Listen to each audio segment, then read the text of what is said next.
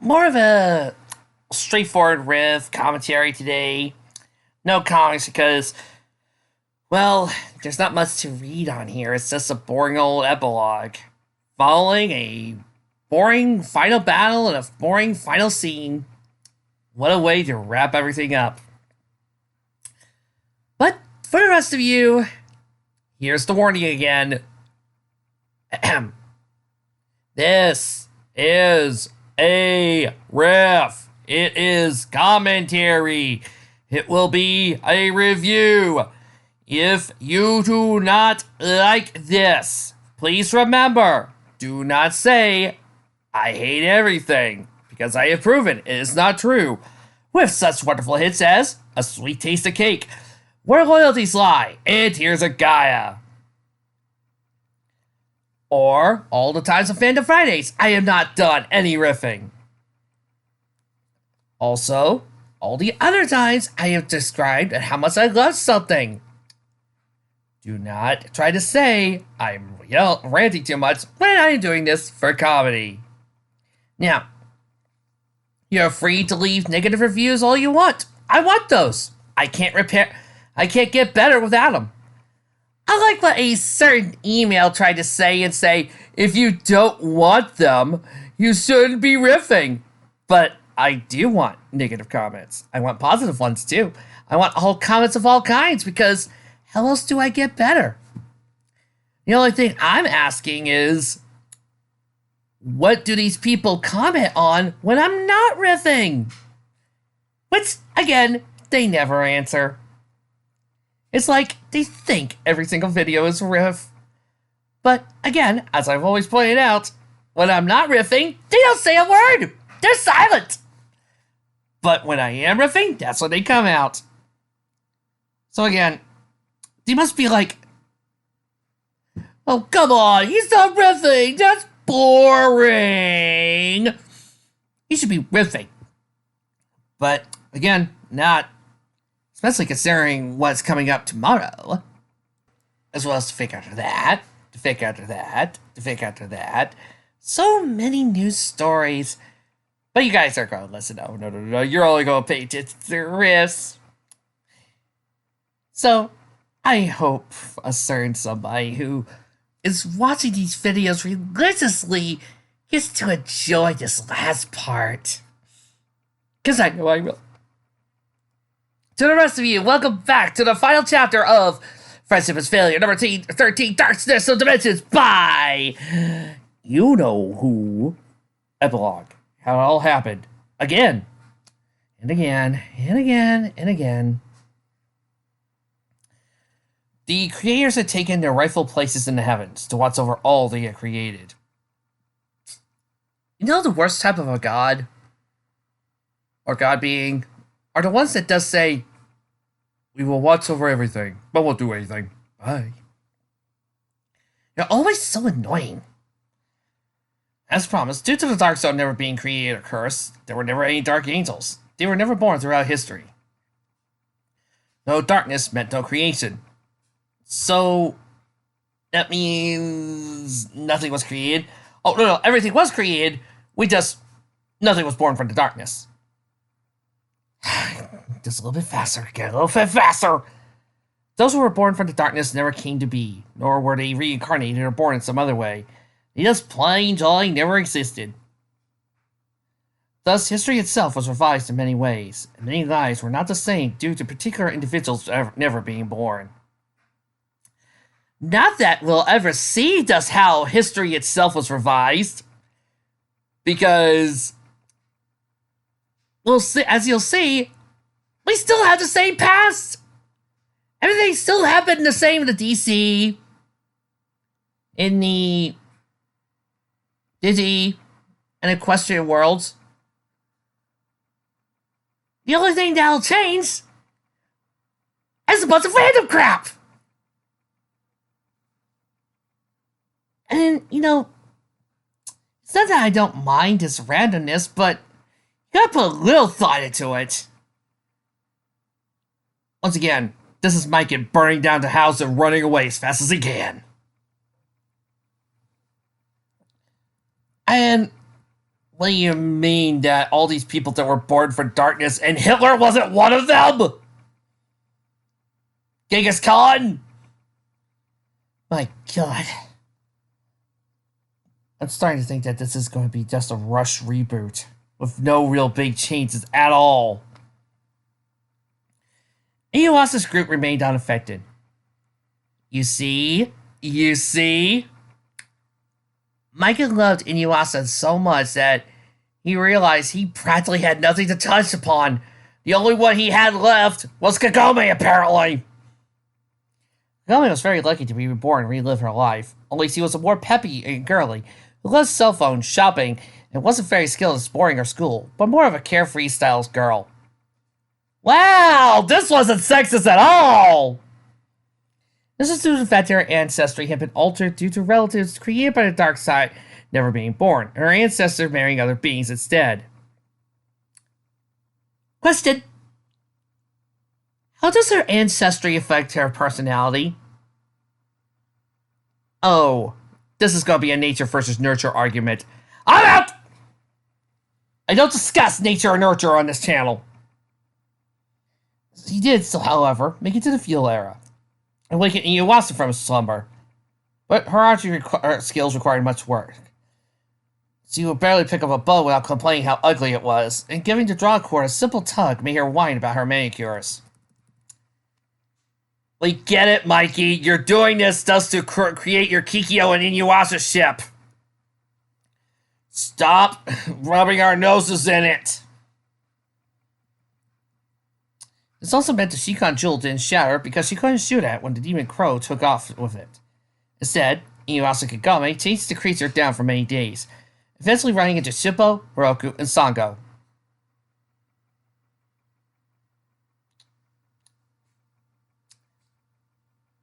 I have a feeling, Mikey, you don't know how Shippo and Sango got around here. Hiroku, I'm okay with, because he still was affected by Naraku. But why would Naraku care about Sango's group in the first place? Also, how would he power up Kohaku without the Shikan jewel shards? Oh. Why am I even bothering?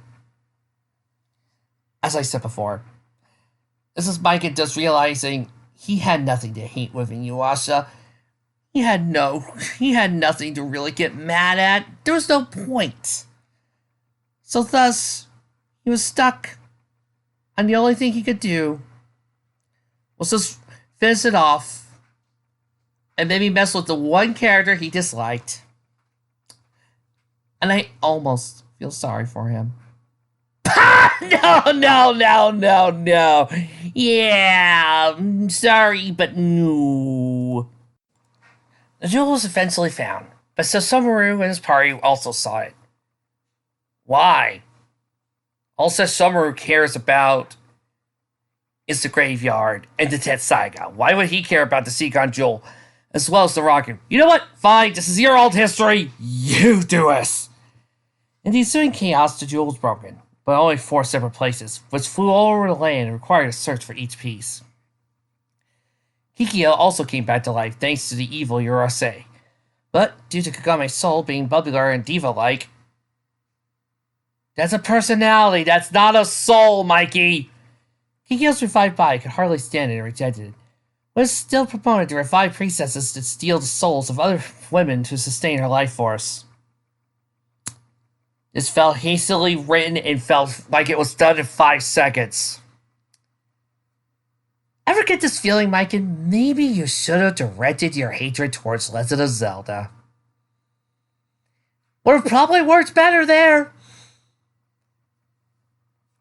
As for Princess Tsuyu, she still married Lord Kimo, and the two were still attached by nobody cares! No. I'm not even going to read the rest of Tsuyu's story because nobody cares. No one in existence cared about them. They were just there for 1 episode and 4 chapters. Then they were gone. Why? Because they were side characters! Their only purpose was just to serve as filler. You could cut those chapters out and nobody would notice. So no. Only you care, Mikey. But nobody else in the world does. Why? Because his story was done in one. Everybody can assume he had a good life afterwards. You're the only one who sat there through 167 episodes, whining and crying every time your lover was not on the screen. And you're stuck watching a good story. So sorry for you. The Digidestined had their lives changed dramatically. Oh, this is gonna be good. Trixie, bring the popcorn. You got it. Izzy was never born due to one of his birth fathers being born to front of darkness. Yes, his father was among the 1 in a million born cursed with darkness. However, he was able to overcome it. You mean you can overcome this? You can actually pull out of it? You act like this is some sort of big thing. Like, oh, well, people could just be like that existence. But nope, apparently this can be something overcome. Well, congratulations. You just proven that Nobunaga, Beast Boy, Davis, and Spike are a bunch of wimps. Actually, worse than wimps. They're a bunch of cowardly, self-serving, egotistical, whiny, crybaby wimps because they apparently couldn't overcome the so-called darkness. No one even knew he was cursed, but that was beside the point. No darkness meant no father, which meant no Izzy. Yeah, because the mother has nothing to do with it. Matt and TK were also missing due to their father, who was initially cursed by the darkness, but overcame it in her lifetime. Yeah, there's a reason why it says her. MYkan wrote down mother instead, but everybody pointed out that MYkan had said earlier, only guys, sexist as that sounds, could be affected by the darkness. So he had to go back and rewrite, but he missed a pronoun. But yeah, Matt and TK are also missing due to their father, but overcame it in his lifetime and found ways to keep going. Now he was never born, which meant no Matt and no TK. So let me get this straight. Beast Boy couldn't overcome it, even though there was a chance, and they actually did find a way to get him out of the asylum. Why is it, MYkan, that you find ways to make every single one of your beloved protagonists such wimps? Tai, Sora, Mimi, and Joe were all sucked into the digital world, and without Izzy's intelligence, mass brat behavior, and TK's help, the evil Digimon they faced were able to overpower anything they and their Digimon could throw at them. Okay. So, a beloved listener of this channel, MF217, put something into Fridge Horror about this, referring to Diablomon, his Japanese name. And he even put a request for me to read this. I've got my own comments about this, but let me bring this up. P.S. Why don't you guys who actually listen to the site comment more often? It goes a long way to making me think that you guys listen to other things besides my riffs. I mean, come on. Put something down when I get to Luniverse or 7 Days of Sunny June. Those stories are pretty good. It is highly unlikely even Jedi would be alive in the aftermath of Darkness of Dimensions for a key reason. Notice something very important about who gets erased. TK, Matt, and Izzy. Seems as if at first glance, until you realize these three in particular, alongside Tai, are the sole reason why Diablomon was defeated in our war game. Even if we're being completely generous by not having it so the Dizzy Destined simply get axed off by Devimon by virtue of no Angemon existing, with absolutely no means of forming Omegamon and no means of slowing down Diablomon's absurd speed by virtue of Izzy also being erased, Diablomon's nuclear holocaust will happen, and nobody's going to be able to stop it. Literally, all the Dizzy Destined will perish to Diablomon's onslaught against the real world in one fell swoop. Talk about the mother of all downer endings. I got something I want to add to this. Luckily, due to the fate being revised, Jedi was never made into an old man, and due to the forces of the battles, he was able to awaken. Then, with the aid of the 4 digital guards, he sent the children back home and sealed the digital world away. Never again would any human be able to enter, nor would any Digimon escape from it.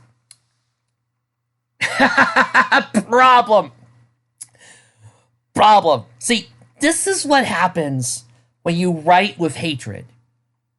When you sit back and your only goal is to punish, to bring vengeance, and to hurt the characters you dislike. Because you tend to forget the history of the story. And yeah, MYkan has already said, I don't care about the history. I don't care about the background, and I don't care about the world building. Well, I hate to tell you guys this, because this is scary, a scary thought to you people who are also probably heads of certain comic book companies. And if you are certain people who make bad movies, or even some people who make movies that people like, I'm looking at you, Snyder. But when you ignore bits of world building and storytelling like this, people who can actually think and pay attention will notice this. And you can tell by reading this that MYkan obviously only watched O2. And probably forgot all about Digimon Adventure 1. Because a couple of things. Number 1, Parrotmon broke out of the digital world way before Jedi got old and sealed away. Now, class, what turns you into a Digi-Destined? What is step 1 to becoming a Digi-Destined? In case you may have forgotten, all you need is to actually see a Digimon in the real world. You see a Digimon, congratulations, you're a Digi-Destined. It doesn't matter who you are. That was pure world building from day 1. Now, how were the chosen 8, including Carney, picked? They had all seen the battle at Heightened View Terrace. And the crest and the Digimon, they were all made for those particular Digi-Destined. Yeah. They watched the battle at Heightened View Terrace. Then Jedi and the rest of his friends all saw this, proceeded to go down to data, find out what virtue each one of them best empathized, downloaded their data, and proceeded to write that to craft the particular Digimon. So are you telling me that nobody else at Heightened View Terrace saw those particular Digimon? Saw Parrotmon and Greymon fighting? Why don't I believe that? Which means, yeah, there would have been other people who would have seen them, and thus the others would have gotten their own particular set of Digimon. Next up, this also ignores the 4 Emperors. Why?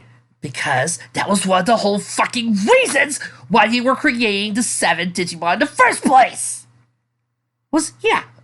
Miasmon, the 4 Emperors, remember them? They popped up!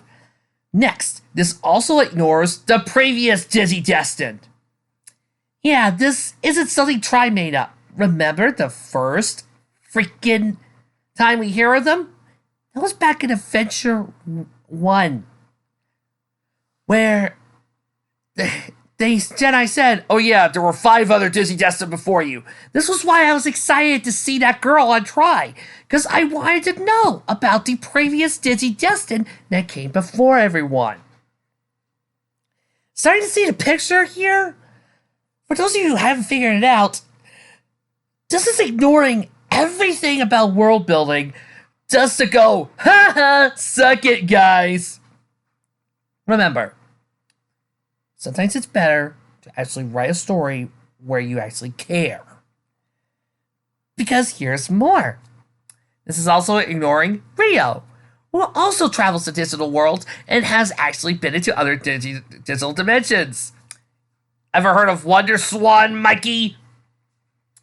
So all I can assume is MYkan just created the Tamer's dimension. To which I say, that's perfectly fine. I'm okay with this. It's also meant that Davis never became Digimon Emperor. Why? As this Digivice no longer functions, he can never go back to the digital world. But again, Davis did that even before the battle with a Pokemon. So, yeah. And the Darkspawn wouldn't really run out of power. Oh, apparently he still lost his brother Sam.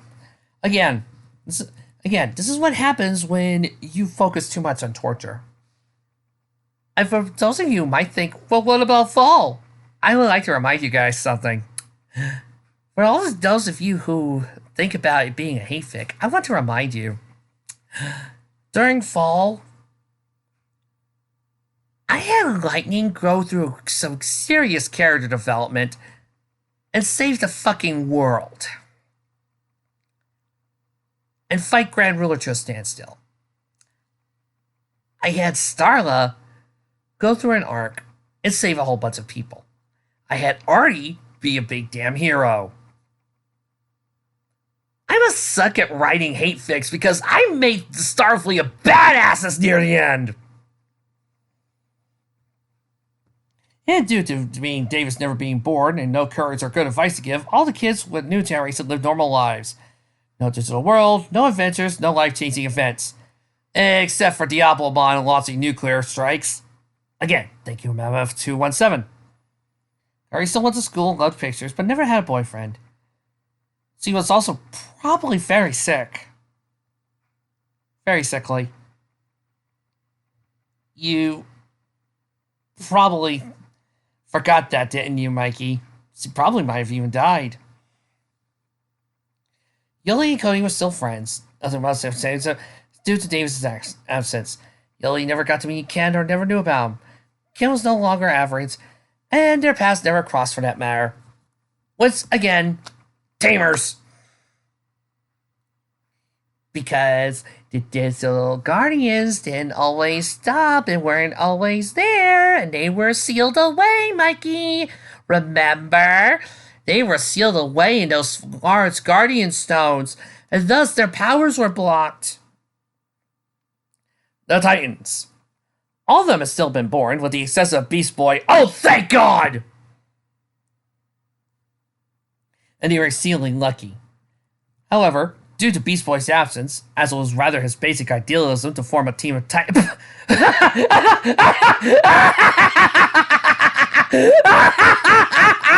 Oh man! Say that again! Say that again, but write that sentence again. However, due to Beast Boy's okay, I can do this. However, due to Beast Boy's absence, it's basic. Oh God! Oh, you're serious, aren't you? Hold on. I got this. Gillis, come here. Huh? Oh, sure. As it was rather his basic idealism to form a team of Titans, who would have inspired Robin to do the same thing. Thank you. Thank you, Keyleth. Mikey, I don't know if you know this, but you've sewn Beast Boy At least your version. Comic book version of Beast Boy, I imagine, is idealistic.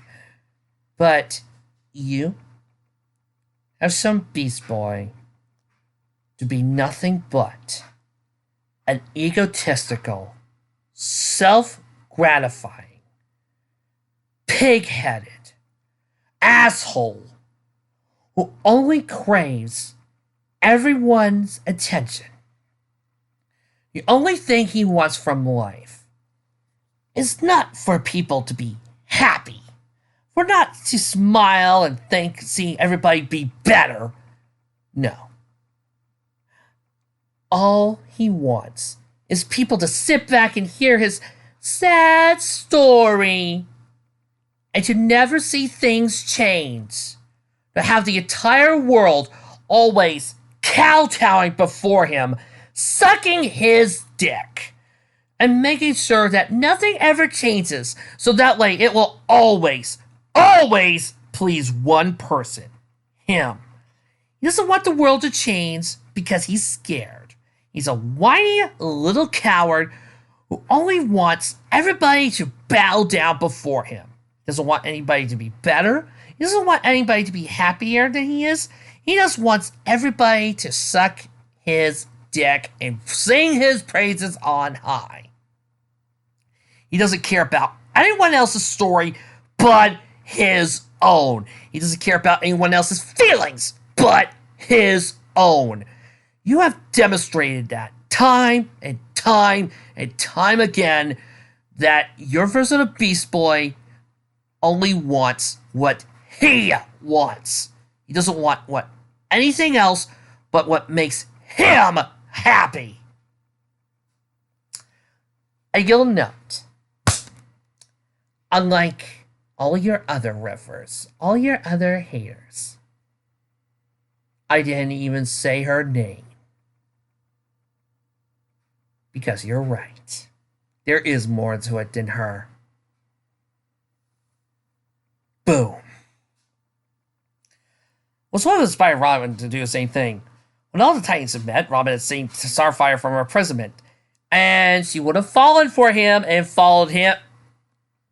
The Titans never formed their team and went about their separate ways, being solo heroes or just trying to survive. But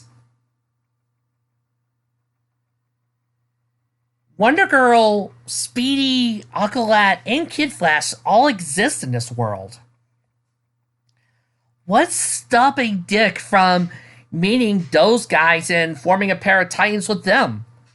I mean, Kid Flash is more optimistic and idealistic than Beast Boy. Heck, Barry even becomes a Hope Lantern. So, yeah.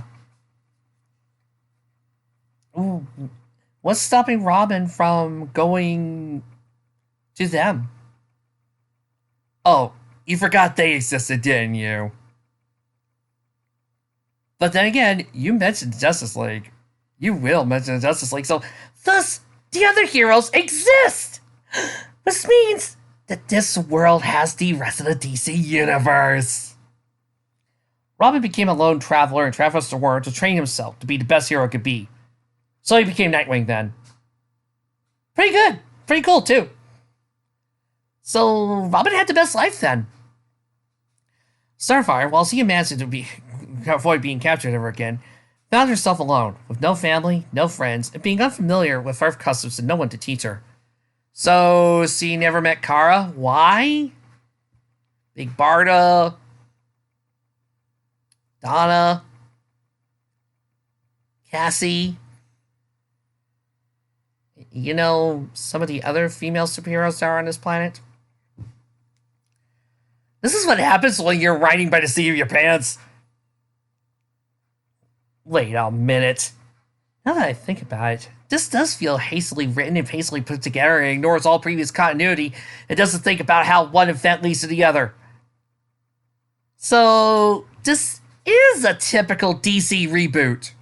Good job, MYkan. Good job. You finally found a way to match the comics. Oh! If there's one thing I applaud Marvel over DC for, is that when Marvel proceeds to do a giant game changer, they have kept their continuity for the most part. Cyborg went on to the Justice League. So it was you that created the New 52! I hate you. How dare you create the New 52, you bastard! Let me out! Let me out! No, wait. Maybe he wasn't responsible for the New 52. You're right. So you're responsible for those JLA cartoons that I hate so much! Let me out! Let me out! No, wait. Maybe he was responsible for something else. Something else. So you created the Snyderverse, you piece of shit! Let me go! No, wait. Maybe he created the Doom Patrol universe. Huh. Well, if we're going to be fair, I haven't seen that series yet, so I can't really make a good opinion. Yeah, I mean, I haven't seen it, so... As for Raven, fearing that her father, Trigon, would eventually use her as a portal, she opted to destroy herself before this happened. The poor girl. So, not talking to Constantine or one of the other billion mage users in the DC universe is out of the question. Why? You see, this is why I hate JLA Act of God. As for Terra, she had it worse. She never met the Titans, never had any friends, her power was totally unstable. She managed to survive some time on her own, but eventually found herself cornered by giant beasts. She succumbed to her fears, created huge earthquakes, rock sliders that beat the monsters, but killed herself in the process. At least this Mantis Slade would never get to her. What, you expect me to upset at this? I don't care. I'm not really caring about Terra. I care more about the Titans themselves. I'm not really upset.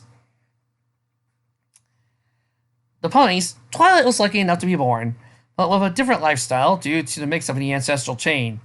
Some of her ancestry, who came from darkness, would provide her with strong magic and smarts, and all that. But she was now an Earth pony.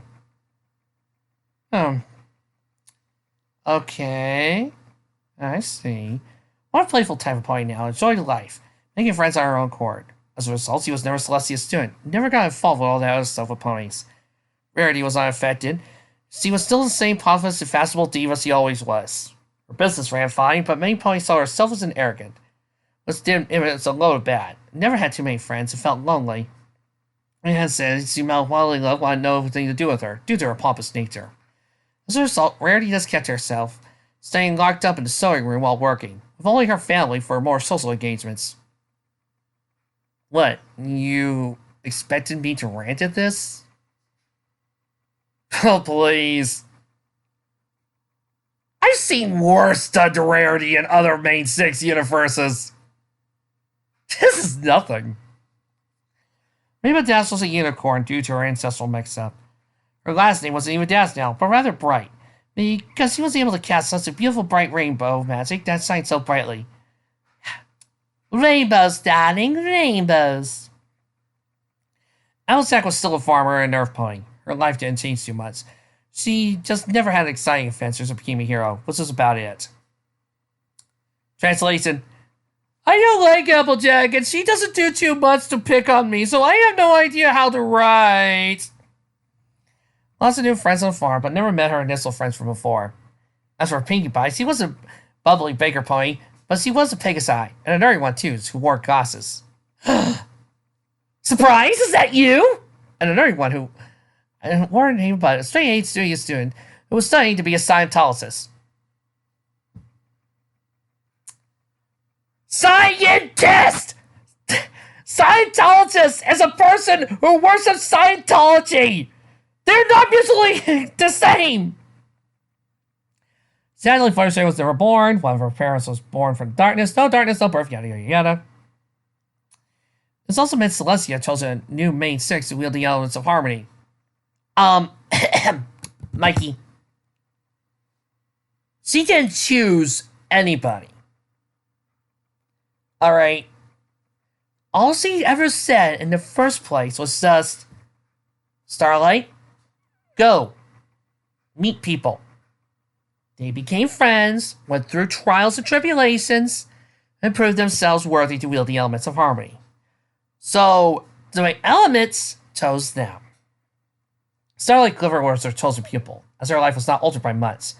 Only she now adopted in Twilight's initial persona and power. She and her new friends were the heroes who saved Equestria from great evils, including Discord, who was never before cast back stone and will remain so forever. Okay, I know a lot of people on the Discord were a little upset and raged over this, but I'm sorry, but I can't. I really am not mad at this. Nor am I angry or ranting about it, or nor do I care. Do you want to know why? Because this is just a normal alt-sex fic. I mean, my god, do you know how many of those are on this channel alone? Do you know how many alternate six fics I have on this channel? My god, I could do an entire month's worth of alt six fics. But for those of you who might not be so sure what they are, they are the Luniverse, which, you know, is the main shows, right? The MYkan, Twin Students of the Sun, for want of a nail.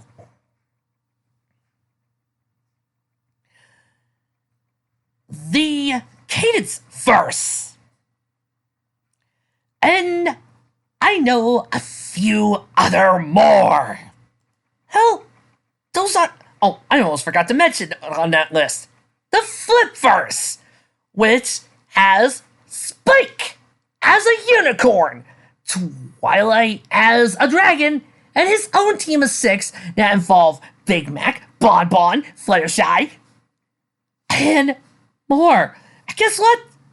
I have more on my favorites list. I have things like Friends, Forgiveness, and Magic, which is all about the villains being an alternate 6. Harmonic Sonata, which features of all ponies. Sonata Dusk. Yeah, that siren. Was also a freaking element. Granted, her team involves some ponies I've never seen before. Hell, I even have ones where it's not Twilight who is the element bearer of magic, but I have things like kindness is magic and friendship is hope, with, guess what? Fluttershy as Celestia student and Pinkie Pie's element Celestia student. Hell, Sunset has the element of magic twice in a row, including one where Coco Pommel, Lightning Dust, and Nurse friggin' Redheart are element bearers. This isn't even the first time Twilight became a friggin' Earth pony. I have a fic here called The Story of Twilight Glow. Actually, let me backtrack on that. Twilight has been all 3 races. In canon, she is an Earth pony. In the fic, a positive is called Sky High. She is a Pegasus. Now we have this story, Twilight Glow, where she is in fact an Earth pony. Given time, I could probably find a story featuring Starlight Glimmer as one of the main sticks. Hell, Sonata Dusk isn't even the only siren who's an element bearer. There's this fic out there called When It Rains by Grey Guard Pony. Yeah. She, made a fic with Coco Pommel and Adios element bearers, and it was kind of interesting. It was, kind of fun. Yeah, it was one hell of a ride on that one, wasn't it? Yeah, I mean, I didn't get to finish it, but it was kind of interesting. Moving on. Let's just keep going. What I'm basically saying is, compared to the Titans and Digimon stuff MYkan pulls off here, it ain't that bad. I mean, okay. So, Gaze's husband dies in the battle of Crane Chrysalis, and she has heartbreak, and oh no! She had to deal with Crystal Empire going under communist rule and never being targeted by King Saber and all that. But really, who cares?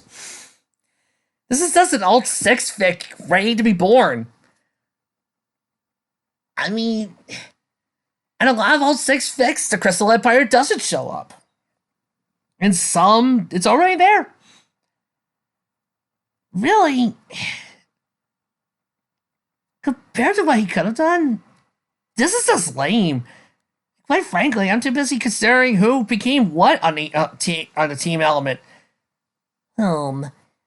Trixie! No, it's obvious. It's Starlight that's magic. True. He said Applejack never became a hero, so I guess that leaves Rainbow. Guessing Rainbow might be generosity or kindness. This leaves a few other slots open. Oh, Pinky's probably laughter. Why? Because I would love to see a Pinkie Pie mad scientist. True. Something else about some sort of lame ass speech about darkness and no parents, and all it is just lame psychology 101 where, well, let me properly tell you how to read this. What you need to do is find the most depressing emo person in existence.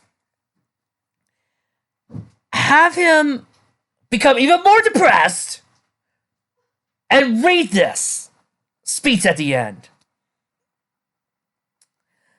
And then listen to it. Boom, you have the speech.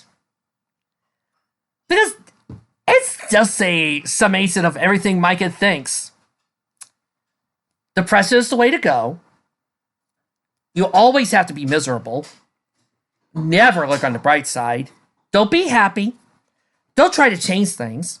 Don't try to better yourself. Don't try to move on with your life. And always stay the same sad sack as you are, and always be afraid. And always and never help anybody else. Never try to assist or protect somebody. Because if you hear about somebody in trouble, don't try to help them. And if you hear about a mystical energy that might be hurting somebody, but you have no idea what it is, don't try to save those people. And if you hear about mysterious forces that you don't understand, but somebody is in there trapped and is hurting, don't try to save them. And if you hear about mysterious, unknowable powers, don't try to explore it and understand it so that way you can use it to help other people. Just stay away. And if you hear about somebody who desperately needs help, but doesn't want to admit it, don't help them. Let them suffer. And if you hear about people being abused, let it happen. And if you are hearing of people being kidnapped, but the bad guy is more powerful than you are, don't rush off to help. Let them die. That's what this whole fic sums up. Don't help people. Don't rush off into mysterious places. And just let people suffer and die horrible fates because you don't know what's going to happen. was just a load of bollocks. So, reviews. After all, remember what happened in Technis Imperative. Cyborg was trapped in things they could not understand. And what happened? They went into that orb and saved him. And saved the world. And saved their friend, no matter what. Or remember what happened with Twilight in the Pillars, where she saved their lives. And stopped an unknown threat. And saved the day. Because she studied and wanted to help. Oh yeah, it was unknowable. You shouldn't do that. But there were people in trouble. What this fic is saying is that you should always run away. And you should always let people die when they're trapped behind things like that. And never fix a thing. Now onto the reviews. I'm having a hard time when it comes to the Titan stuff to try to decide which is my favorite of the ones that I read on here. I'm not going to talk about the Nightwing short stories because that was just it. They were just fun little side stories I wanted to read because I wanted to talk about the Chuck Dixon era of Nightwing comics for a bit. But Lonely Place of Dying, Who Was Donna Troy in the Wedding, Judas Contract, and Technis Imperative. Of those four, I had to say my favorite has got to be Technis Imperative. Because, well, all the characters are really well done. You can see the growth of the heroes when they came here. The history is properly explained. And in the end, we talk about what truly makes a hero. That when the question comes of, would you save this one person or save everyone? The answer becomes obvious. You save that person and then you save everyone. Everybody works together. The reason why they fight is properly explained. It's not even really a fight. Everybody isn't trying to kill one another. It's just held back. More modern-day comics can learn from this. Hell, movie makers like Zack Snyder could read these comics and see why these heroes are who they are. Judas Contract is always a classic, and it greatly demonstrates why I love Nightwing. Who Was Donna Troy is a great mystery, as the wedding is really heartwarming. And A Lonely Place of Dying, well, I suggest people should read it if they ever want to see why Batman needs a Robin. As for the fic, well, if Starfleet is your beginner's guide to the world of MYkan, then this has got to be the final exam, the graduating class. Everything you've come to know and expect from a MYkan fic is here. Sexism? Oh, hell yes. Misogyny? Most definitely. Plot holes? Claws galore. Characters flanderized? Sure. Characters bashed just because he hates them? Definitely. His beloved characters, Beast Boy, Davis, Spike, held on pedestals so we can love them? Sure. Badly done villains? Oh, yes. The idea that men are the dominant species and women should cower before you? Yep. Villains are that should be scary, but are not because of bad design choices. Definitely. Mismanaged plot and bad exposition? Oh, definitely. Ignoring continuity and world building just so you could make your story happen? Definitely. All that and more is in this story. Which is why it's a great place for me to stop. I have been thinking about this for quite a few MYkan fics now. When I look at some of my other MYkan stories where I set out to deconstruct them. And I've come to the conclusion that it was just not getting fun anymore, and my heart just wasn't in it. And quite frankly, whenever I looked at a new MYkan story or a new MYkan blog post, It was just all the same again and again. Character does this, Beast Boy's acting like this. Wah, my rights, wah, this is the way I do things, wah, you shouldn't do this, wah, my haters, wah. It just kept going on and on and on. So I've decided I'm not going to riff any more MYkan effects for a while. Unless MYkan does something completely surprising or something that really gets me mad, this is it. I can't think of anything new or interesting to do with MYkan stuff. And I know a lot of my riffers don't believe this because they're too busy putting their fingers to their ears, but I really only do this for fun, and if it stops being fun, then I don't do it anymore. Quite frankly, I'm just not getting enough strength to care anymore. Oh, sure, if my friends are doing a riff, I might join in once in a while to say why it's bad, or might reminisce something about Fall and its creation. And if somebody else is doing a riff, I might help them out a little, sure, but beyond that, nothing. I'm even going through some of the MYkan related stuff on my fanfiction and Alchemy Students accounts and just deleting those bit by bit. Because again, my heart's not into it. If you looked at my Alchemy Student account, you'll see that I mentioned one of the reasons I was changing Shooting Stars is because the heart wasn't in it anymore. It just was a repeat of a lot of stuff of Fall. And quite frankly, that's the reason why I'm probably going to be deleting the Ruby fix soon and changing Evolution. Heart's just not in it, and surprisingly, the Equestrian Girl versions of Starfleet are even more bland than their Starfleet incarnations. Quite frankly, I just keep stopping ideas, and it was getting to the point where I genuinely was getting bored with even Evolution.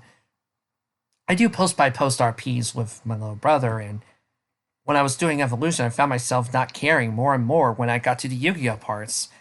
It was just getting duller and duller. I couldn't come up with any good plots for why they were going anywhere. And add on to this, I was also doing an anniversary fic for Legend of Zelda. When I was doing that, I was preferring that over Evolution. And I was writing a My Hero Academia fic featuring an evil Deku.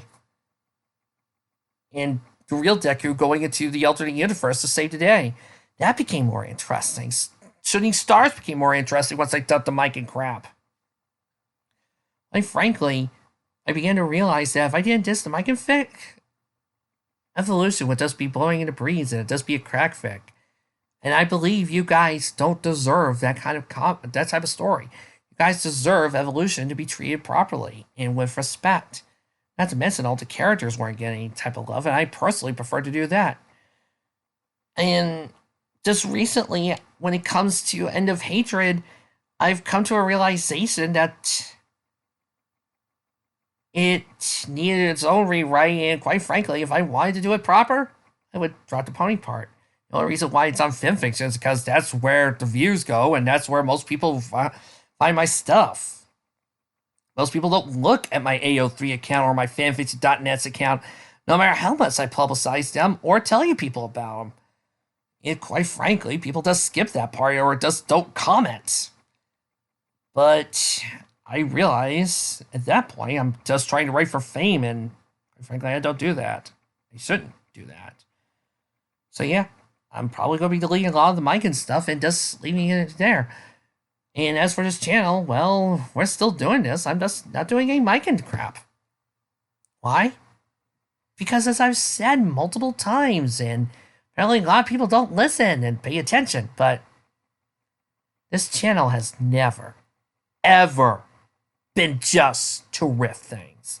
It's never been to make fun of the bad fics, because those are a dime a dozen. This channel is about one thing and one thing only, and that is to explore, show off, and demonstrate all the good fics out there. Why? Well, it's like I had Twilight said. you focus too much on hatred and it becomes like a drug. Quite frankly, I don't want to show you guys just the bad side of things. I want to show you good things. The only reason why I ever riff, so you can appreciate the good ones more. So yeah, no more MYkan. It's over. I'll be soon retaining evolution of friendship for good. And then when it comes to the end of hatred, probably either A, going to delete that, or B, I'm just going to wipe it off the channel and just give you guys a summary of some of the ideas I've had planned and maybe remake it as a Titans and Lone fic with the X-Men in it. Now, I have a feeling that MYkan's probably going to start telling me it'll never be over. But it really will be. I'm also going to be sorry to my riffers who think that there's going to be nothing there for them to do but make fun of my MYkan stuff, because there isn't going to be. I'm sorry. There's not also going to be much Starfleet for you guys to make fun of. My apologies. I promise. If you look deep in your heart, you'll find something else of mine to make fun of. I promise you.